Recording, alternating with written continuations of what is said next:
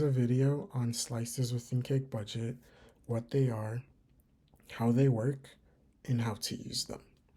So, first thing we're going to do is go over to slices.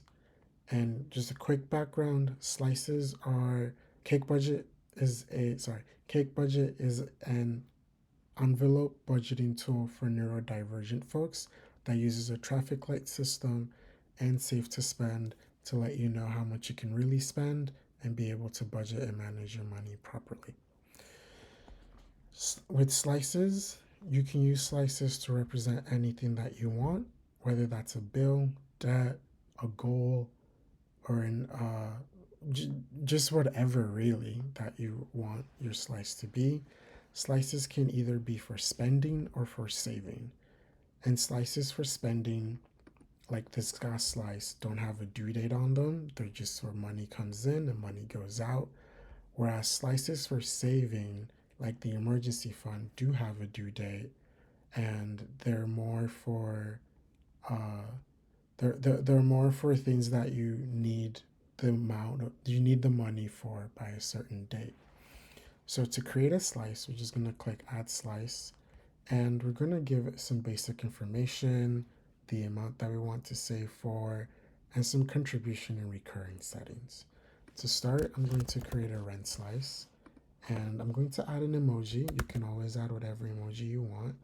For here, I'm gonna put a house, and I'm just gonna select, a nice green, because rent is green. Uh, then I want to select my slice type. That's basically an expense slice, which are for expenses.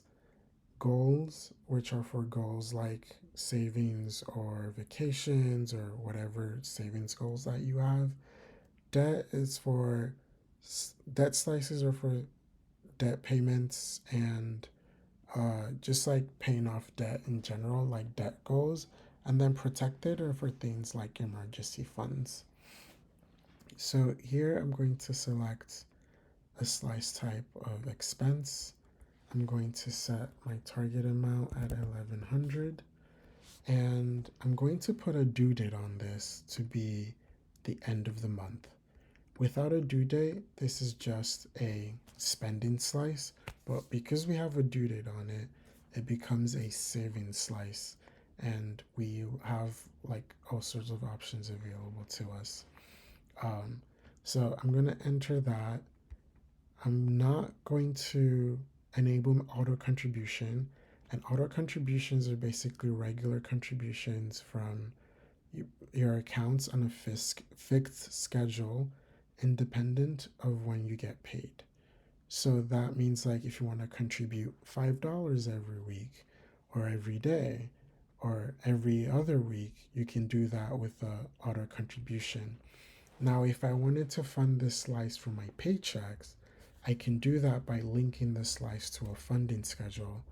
We have another video on funding schedules that you can watch that teaches you exactly how to do that.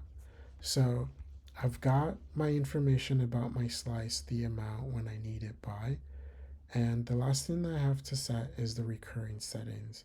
Because I pay rent every month, I'm going to say this is a recurring slice, and this expense that recurs monthly, but you have options from like weekly, every 2 weeks, quarterly, annually, etc. And then I'm going to select what happens to the leftover money. So essentially, if you have a slice that recurs, but like for instance, your utility bills, and you put a certain amount into the slice, but maybe 1 month the utility bills are lower than what you thought and you have money left over, you can choose what happens to that leftover money when the new month rolls over. So you can either choose to keep that balance or reset it to zero or a specific amount. Because rent stays pretty stable every month, I'm just going to say reset to zero if there is any leftover money in there.